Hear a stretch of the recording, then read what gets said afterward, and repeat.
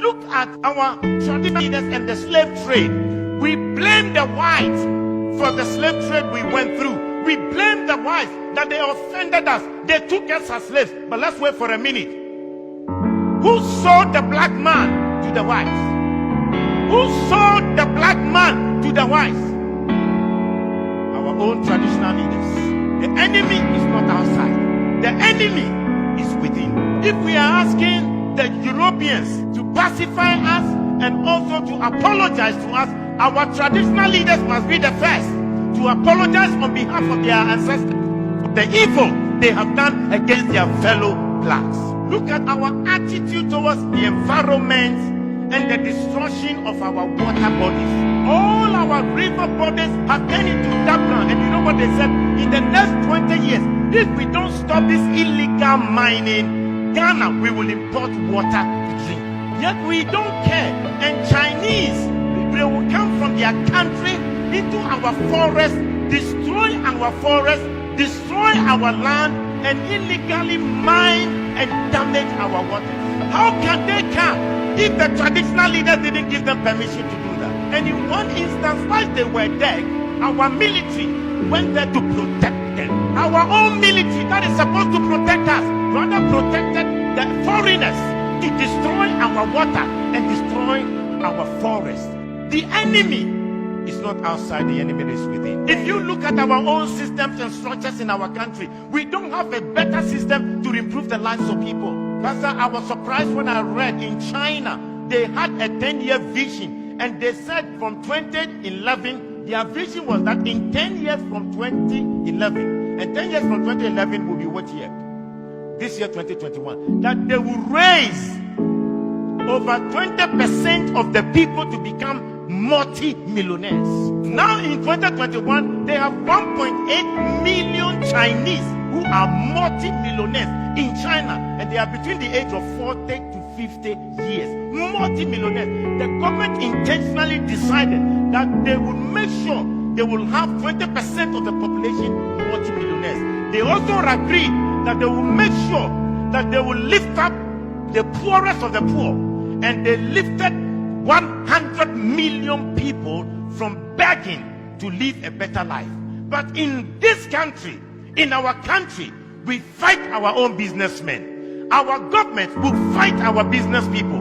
When they know that your business is thriving, and they know that perhaps you are not sympathetic towards the running party or the ruling party, they will fight you, collapse your company, and make you poor. When in China, they want to make the people rich. In Africa, we want to make our own people poor. The enemy is not outside. The enemy is within. Look at our African leaders. How much they stole, the money they stole away. We are told in Gambia, Jamal Yaha, he stole $11 million from his own country, Gambia. Sani Abacha stole between $1 billion to $5 billion out of Nigeria. Hosni Mubarak stole $17 million in 8 years. The enemy is not outside. The enemy to our own progress is within. Look at our presidents. The presidents who were fighting for our independence.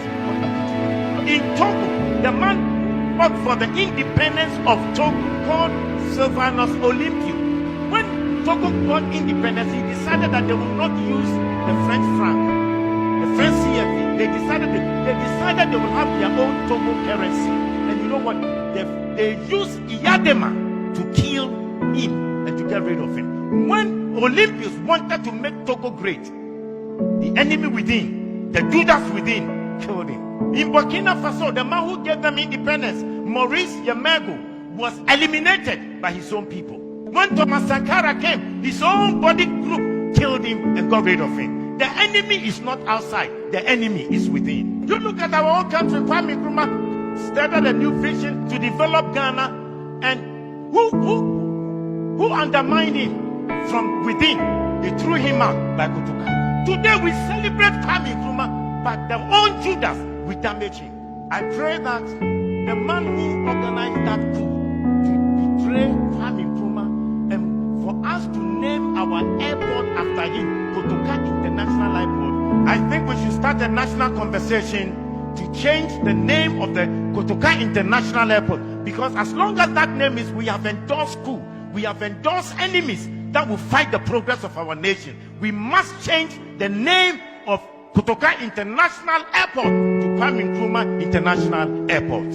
The enemy is not outside, the enemy is within. We need to ask God to give us a new character. Let's change our behavior and have new values, because the person will be smiling with you, smiling with you, yet he will stab you at the back. How can you have a father who wants to destroy your life? Yet in Africa we have governments that do not want to make the people or improve the lives of the people. When in overseas, their governments have created an environment for every citizen to be better. Why is it that our governments can't think about the welfare of the citizens, and we kill the businesses of our own people?